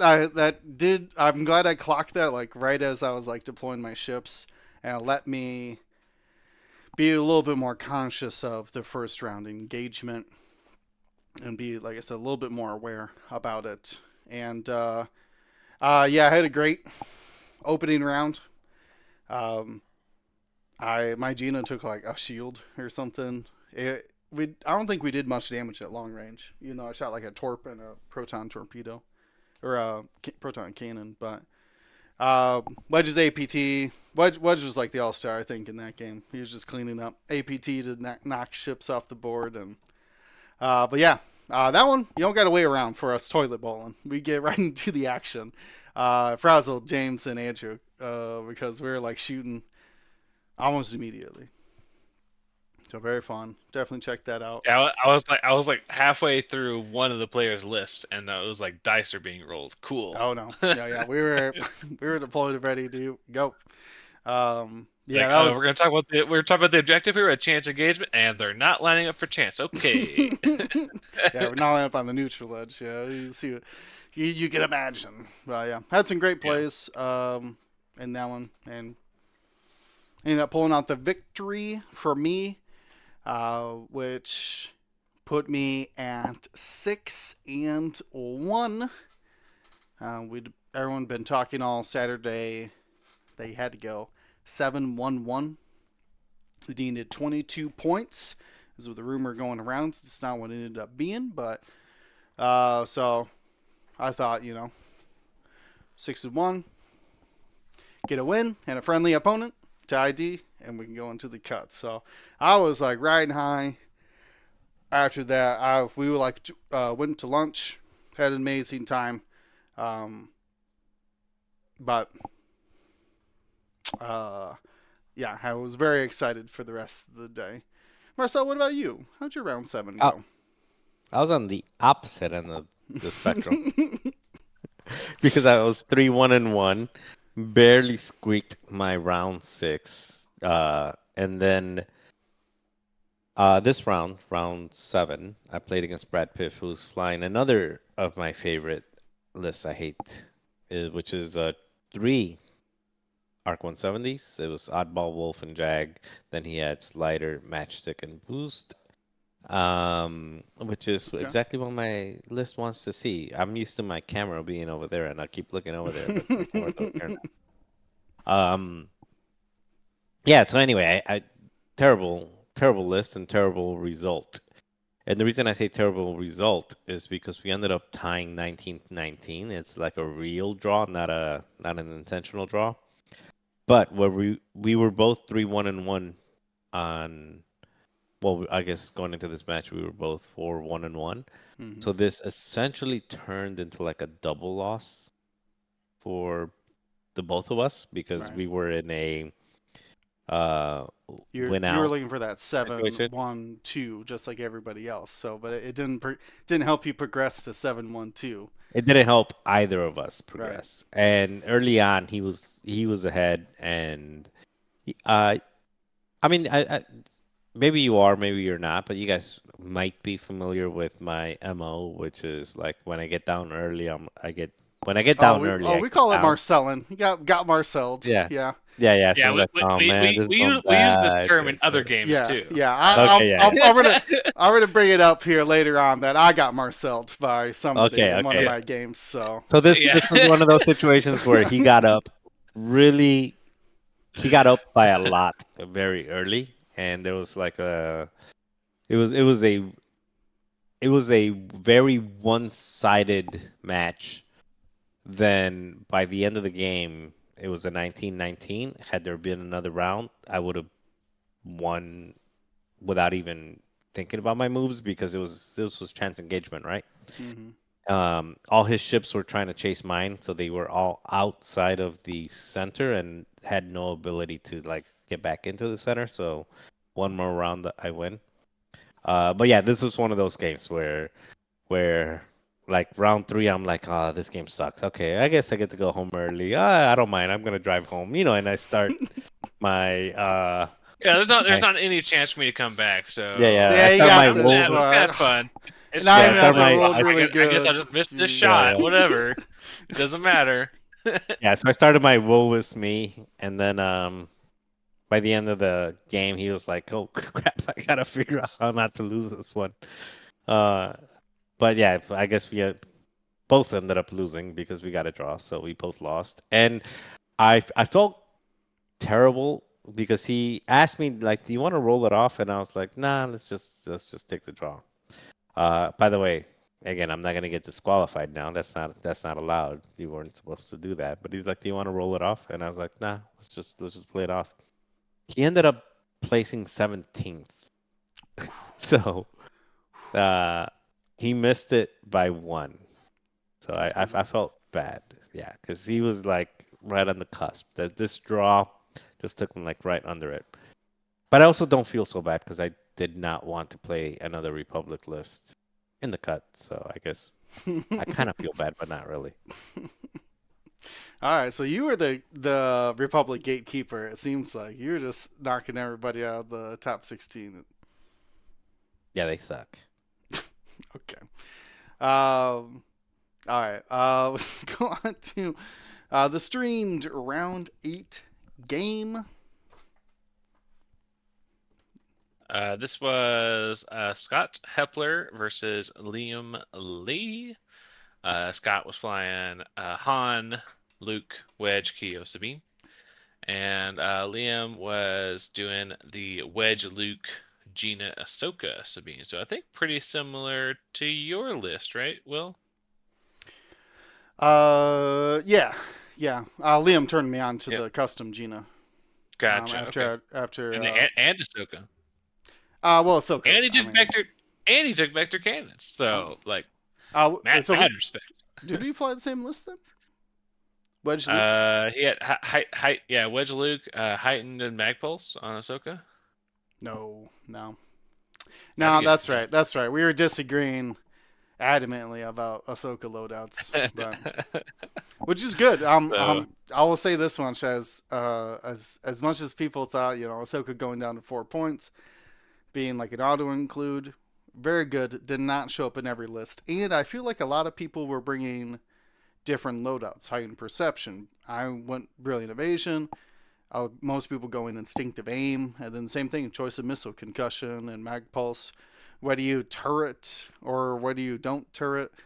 So I think overall, I was very happy with Ahsoka, seeing her in her different iterations be successful. But yes, very similar. This was also. builds. This was the disaster game as well. Oh, sure. So I think there's clips going around of. I want to say it was Scott trying to fix his Han Solo. Like I I think sent they you a took- gif taking about it them off. last week. Yeah. I think Scott was was a GIF. putting his GIF Han is Solo back on, and it just destroyed the entire game state. Like pushed 3 other ships out of the way, 2 obstacles, and an objective. So it was a mess, but thankfully Liam was, as usual, a great sport about it, and the judges ended up getting it cleaned up quite nicely. Very cool. So. Very cool. Besides that, it was a pretty solid game to watch. I don't think we had a ton of scoring in that game. Let me see. Yeah, it ended up being a pretty slow scoring game for a little bit, but pretty good one. Definitely a watch. If nothing else, for the crazy exploding Falcon. Sure. That's a good point. As we were reaching in the final 3 rounds here, a lot of people, pressure's on, right? A lot of people have been at, gotta win to stay in for too long. So, Yeah. like I said, pressure was high here. My round 3 is against Utrib. I know this person, but for some reason I can't find their name. This is round 3 on. Round 3 is Saturday. Okay, let's see. Hey. It was the elusive Merle from the Elijah Tribby. Yeah. yeah, undefeated round in his first Swiss day. Was not familiar with the guy. It was great to meet him. And he was flying like he had something to prove. Let me tell you, he was doing a great job. This one just fell apart. I destroyed his Merle in the opening engagement and started doing my tricks, right? And it just, I couldn't destroy BB-8. My Gina's on a position. Ray is flying around with a crate, and I just don't even have time to turn around and track her. And Sabine is losing a fight to Lulu, and it just had a great start, but fell apart pretty quickly. Elijah was able to capitalize on good position and good crate decisions. So, unfortunately, did not pull that one off. But it was great to meet him, and I'm not surprised that he did very well in the event, as he was flying very good in our match. Marcel, you got a round 8. I do. I played against Sailor Joe. He flew a 6-ship Empire as well. It was Sunter, the Battle over Endor, I think. Colonel Jendon, Captain Faroff, and 2 Black Squadrons. I don't want to sound rude, but this was an easy game. I won it 21-4, and it's nothing against Sailor. It's just any Empire. Even in the teams I played against Empires, and I don't think a single Empire list got more than like 4 or 5 points on me. Is it from Goran, Vader? Is that what the difference is? Well, no, he's got Jendon and Sunterfell, no Vader. No Vader. But if but if you go with against Goran, if you got Vader, then Vader turns into a TIE fighter. Can't do anything. And then if you got Jendon, well, Jendon's going to get a single mod. Single mod every time, and if you want to burn a shield, sure, whatever. You'll burn a shield, and then I'll hit you with a torpedo and take the rest off. Any Empire list is ridiculously easy with the list that I brought. So no hate on Sailor. He just got matched up in a rough way. Yeah. Sailor Joe V still trying to get that Battleship Iowa tournament going. If you heard about it, if you're interested in playing Xing on an old battleship, Sailor Joe's been trying to get it. Check him out. I can direct you to him. But we did a whole, or not a whole episode, but we did mention it episodes back. He's still trying to do that when I met up with him at Worlds. Sounds like an amazing time. All right, we got 2 more rounds we got to burn through quick here. So we're hitting our time sooner than later. James, what was our round 9 streamed game? We had Brad Paff versus Renee Lauritsen. Brad flying Republic with a 3-arc, 2Z, and a matchstick list. And Renee flying a FO, including Von Reg and Whisper Kylo, and FOs and SFs. This was a very interesting. The first engagement was crazy, of the way that the players met in the middle of the board. I was very surprised about how everything jumbled together, and then afterwards it just got even messier with all the shit flying into each other. Renee did really well about target priority early in the game, but things started to fall away for Renee later in the game.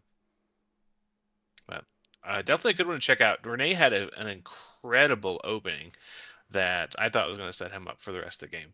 But so definitely check out Brad clawing it back All right.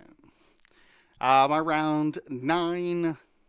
I'm faced up against Nathan Idy. He's got Chewbacca in Resistance. So not really. I mean, Shaza, I guess, is like my target. But I wanted to put pressure on Chewbacca, which didn't end up working out.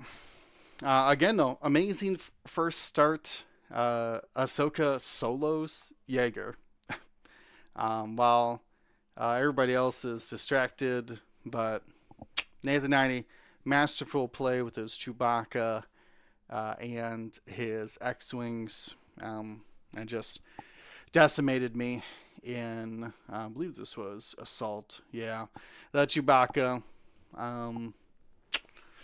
couldn't get an answer for it, and then once the battle spread out, he's taking up objectives now that I can't take back from him. So went downhill pretty quickly. Marcel, you round 9. Yeah, that was against Daniel Sheaf. He was flying Resistance. Ray, LO at Sea, BB-8, Merle, and Lulo. This was probably one of the most exciting games I had all 4 days that I was there. I ended up winning 20-19, and this was 100% another Woe Is Me matchup, where the first, I think by round 3, I had his Ray at 1 hole, and then I got 2 range 1 shots on a 1-hole Ray and did 0 damage. And then Ray got past me, and then I was taking pot shots at Ray. And I ended up killing Ray the very last turn to get it to 20-19. So I spent maybe 4 rounds trying to kill a 1-hole Ray. And again, that was one of these matchups where it just felt like I was completely out of it, after that engagement where Ray survived. And even the last turn was a nail biter, because Ray had a 50-50 choice, turn, because he was facing off the board, either turn left or turn right, and I had a full health Gorin, 4 health, 3 health and a shield.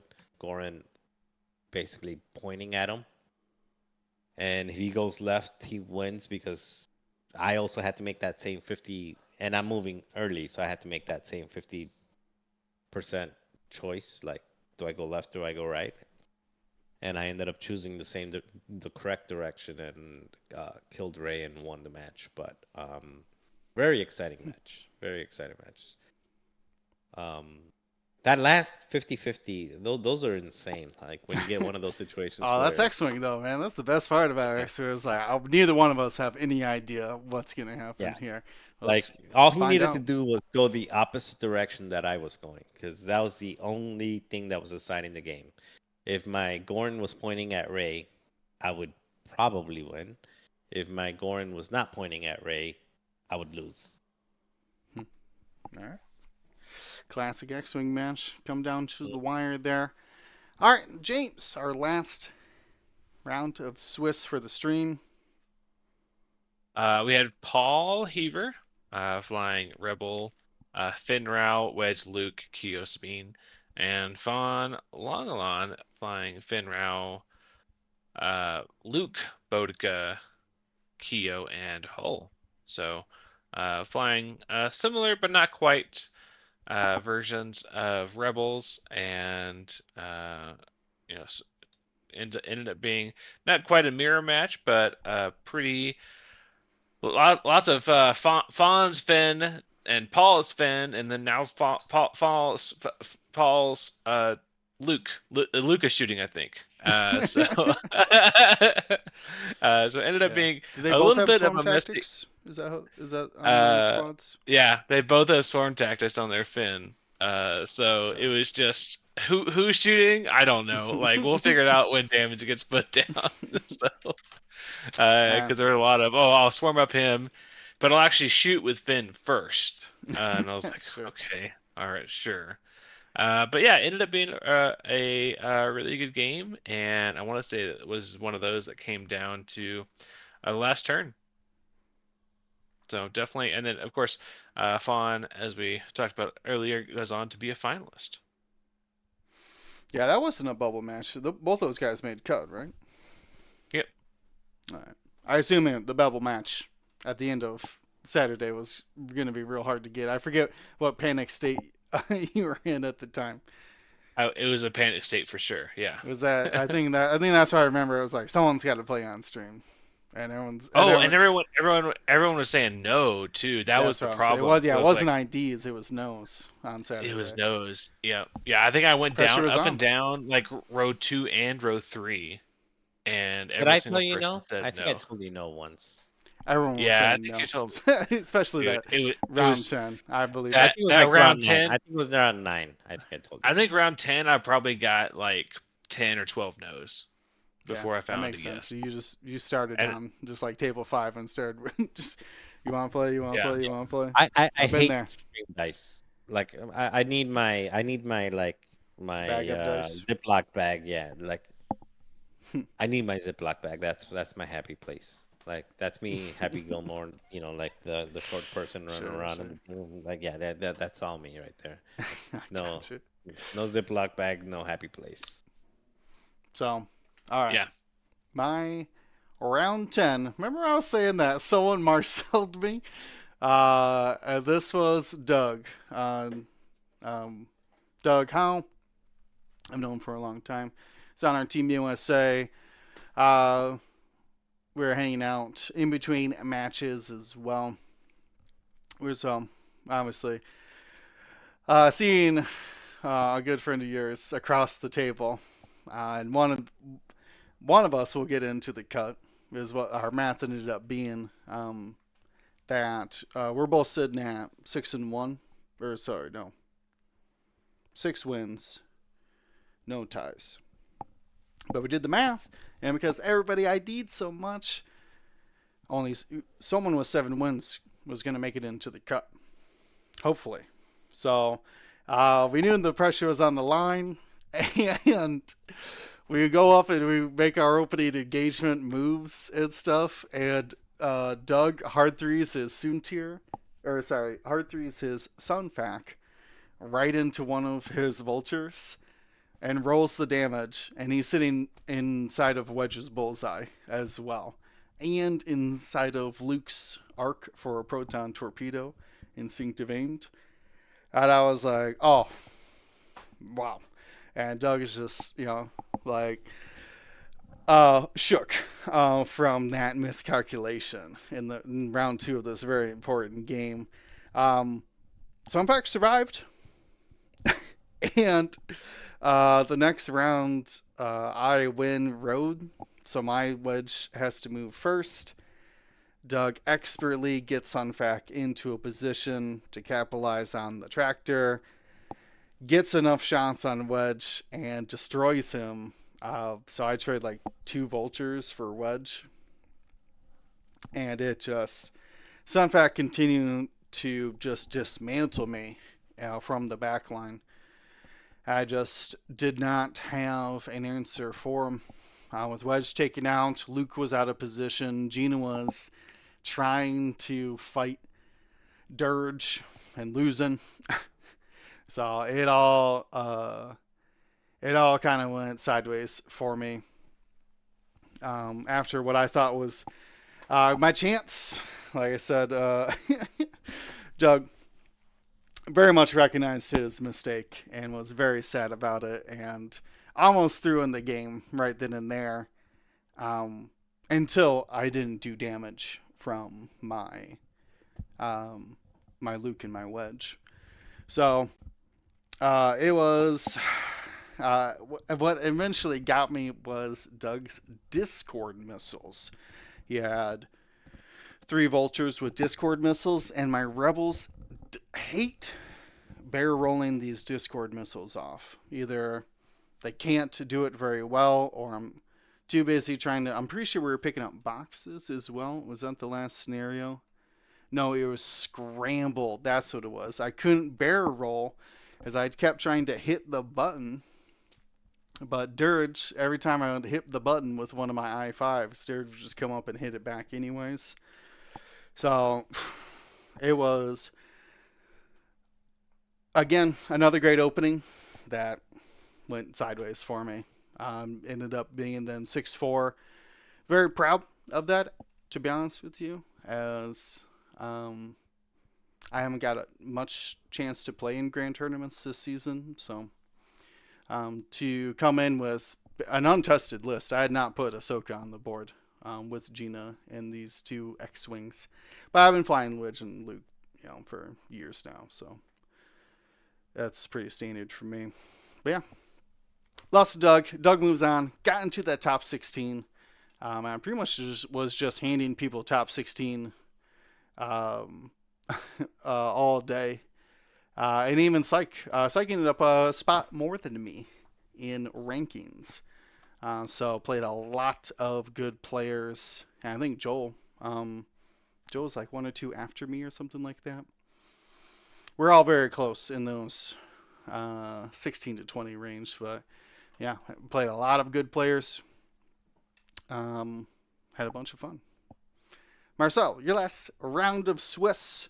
And then you got to give us extremely abbreviated cut games. But sure. this is all you now. Yeah, I played Han, Luke, Wedge, Keo, and Sabine, and the Wedge being the A-wing Wedge, not like the S-wing Wedge that everyone's used to. And yeah, he fed me Wedge round 1, so I killed Wedge in 1 round, the A-wing Wedge. And then Han Solo ended up getting bumped 4 times, like in a row, so he was just bump, bump, bump, bump, bump.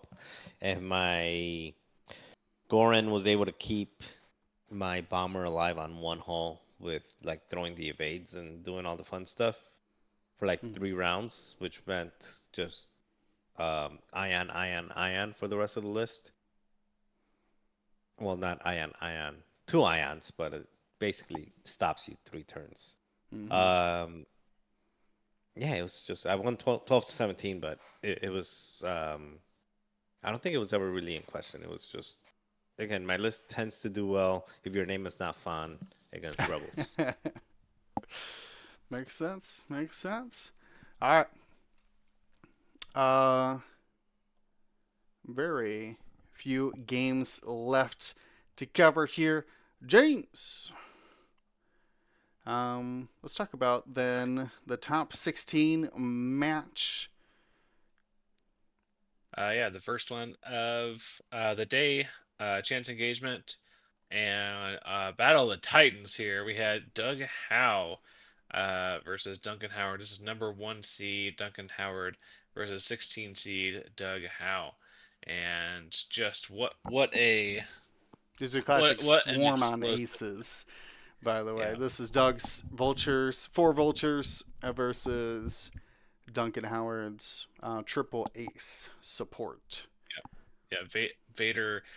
This is customizable Vader, by the way. Yeah. Soontir fell with Juke Predator. So I think Duncan was the only person who brought both custom Soontir and custom Vader. And Fifth Brother. Was he the only Fifth Brother in the tournament as well? He very well may have. I don't think so, but if not, he definitely did the best of it. He's the only... I don't think so. I think there's someone else that brought there one. might one other Fifth Brother. Maybe. He's a good ship, turns out. And then Vizier with, of course, Palpatine. Sure. He's So not all gonna bring 4s. 3 aces without Palpatine. Right. So, yeah, pretty crazy. Exactly what you said. Classic matchup of aces versus Swarm, and it goes about the way that you think. So definitely one to watch though, because that one was a masterclass in both styles of flying from both Doug and Duncan. No, very well flown. Marcel, you got a top 16 game that you remember here? I played Stephen Kim, Rathos. He was flying Poe, Rey, Jarek, and Shaza. Yeah, I mean, more rebels. That's not Rebels. What? Oh, he was Poe playing. Dameron. He was playing Ray. Poe. Sorry, Ray. I just remember that Falcon, and I immediately thought Rebels. Yeah, Poe, Ray, Jarek, and Shaza. It's a 4-ship list against. Yeah, it's just not a good matchup for him. It ended up being. It was over like in a couple rounds. It was 21-13 at the end, but it was fun, and I hated playing him because I really like him and I don't want to knock out a friend, but yeah, I just think he had a bad matchup again. I don't know why more people didn't bring a list. Well, I know you did, Ryan. But, A couple smart people I know did. yeah, like the list works. Well, I mean that was probably the worry is that if you bring only a silver bullet, you can't kill everything. So if depending on, you got to make it work against the other factions. So that's kind of the big question mark. Let's keep it moving though. We're gonna wrap up quick here, but we only got 3 more matches to talk about. This next stream game, James. Yeah, it was Kalen Wong with Wedge, Finn Bodica, Ahsoka, Sabine, and Elijah Tribby with Ray, Elo, Lulo, Merle, and BB-8. So if you know who ended up winning the Top Cut or the whole event, then you know how this one goes. But it is definitely a punch game. So definitely I bet. check it out. Yeah, Elijah. Shout out to Elijah again. I think he said he made cut in a Phoenix Grand Tournament or System Open. It was a larger Phoenix tournament, he said, but he was just had that classic just riding the wave, to see how far he could get in X swing, and he was just having an amazing time out there. So, and the reason I call attention to him is because this was a sea of legends and veterans of the game. So to see someone still like dedicated and rising through the ranks, I think is very cool. Yeah. Marcel, you played against someone named Fever, it looks like. Yeah, so I played Paul Heaver.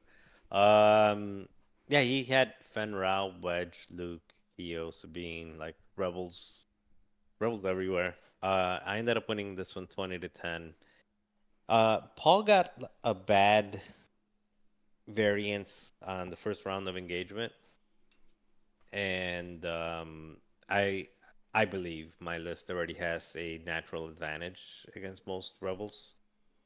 Therefore, when you stack on a bad variance round, it was just a little bit, he was something I give Paul is like he was trying up until like the very last round, like even in like the final round that got me to like the 20-10, he was still thinking of, okay, what do I do to keep this going one more round? Like which crates do I knock off, etc. Like I think that's probably what gives Paul the advantage over so many people, is that like I thought the game was over in the 4th round, but he always was looking at a way at a path to victory and a way to keep the game moving forward. So yeah, I respect that respect there. Nice. All right. And then our timelines meet once again here, as we have Marcel on stream in the top 4, facing off against Fawn, Longalong, Rebel, Swarm Tactics, Finn. We've been talking about all episode. Marcel, what made Fawn so different than all the other rebels? Well, for starters, he was the only one that had, at least that I played with, that had 2 fangs, which gave me a smaller window to Alpha Strike. He gave me Luke, which is exactly what I wanted. So I got my exact engagement because if he gave me Fenrir or Bodica, I was a little more worried. He gave me Luke. I got Luke to 1 hull in the first engagement, and then I spent like the next 4 or 5 rounds not being able to push the last damage on Luke. So for me, that was the difference. Like letting Luke live on 1 hull versus I think one of my shots it was from Faroff with because my 3-die attack on Faroff in that same round that he survived.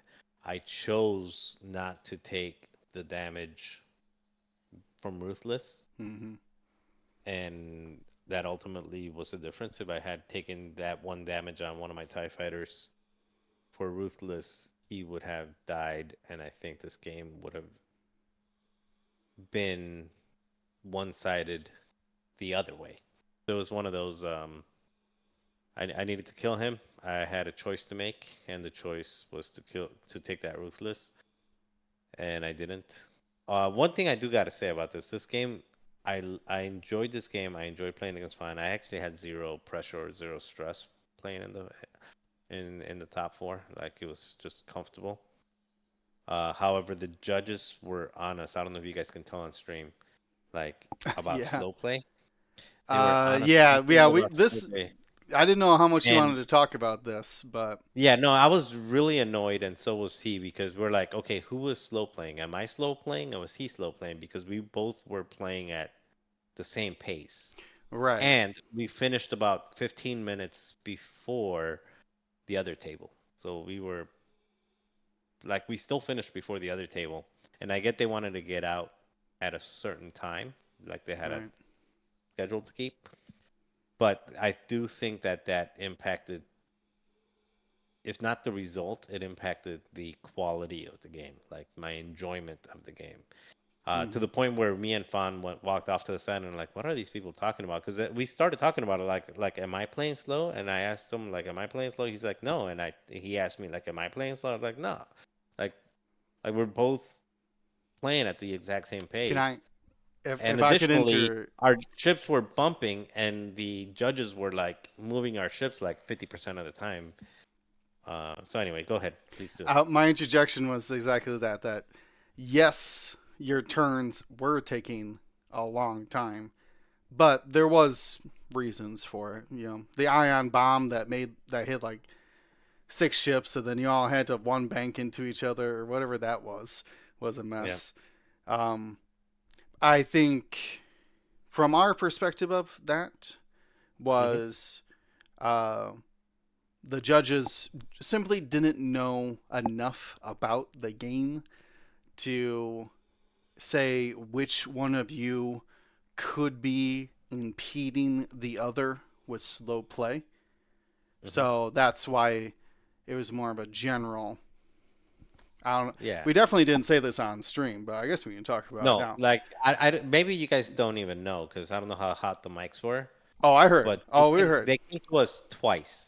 Twice they came Mhm. to us and told us you will be disqualified and you will Yep. both be eliminated. Oh, we heard the it. other team.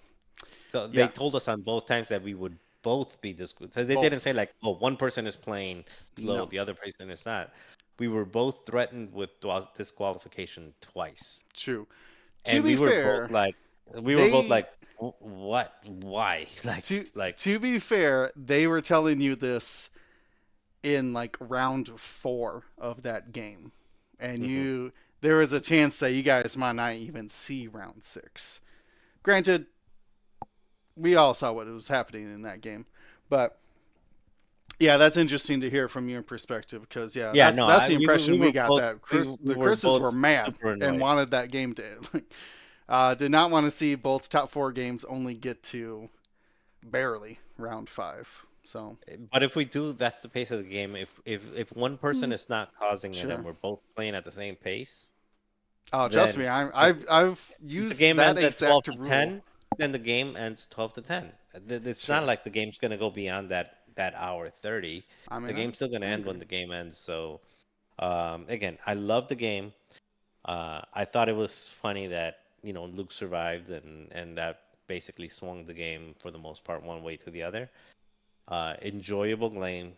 no stress. Fan is an amazing person to play against, an amazing guy just all around. That I had no qualms losing to Fan. He's a great player.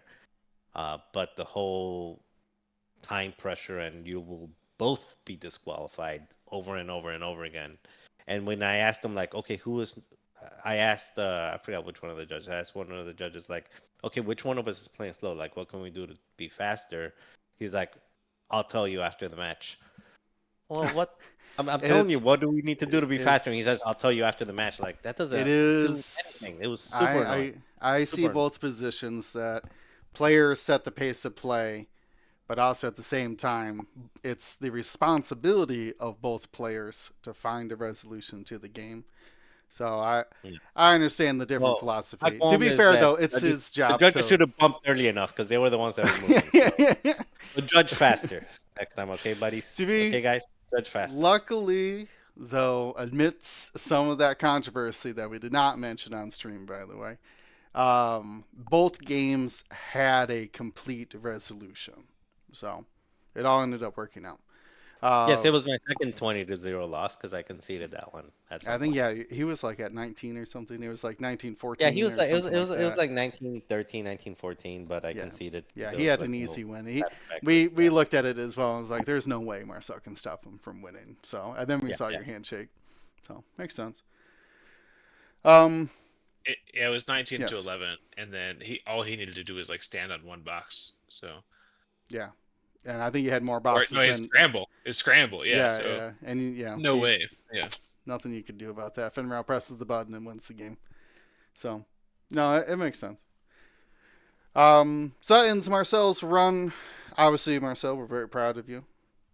Getting into the top 4.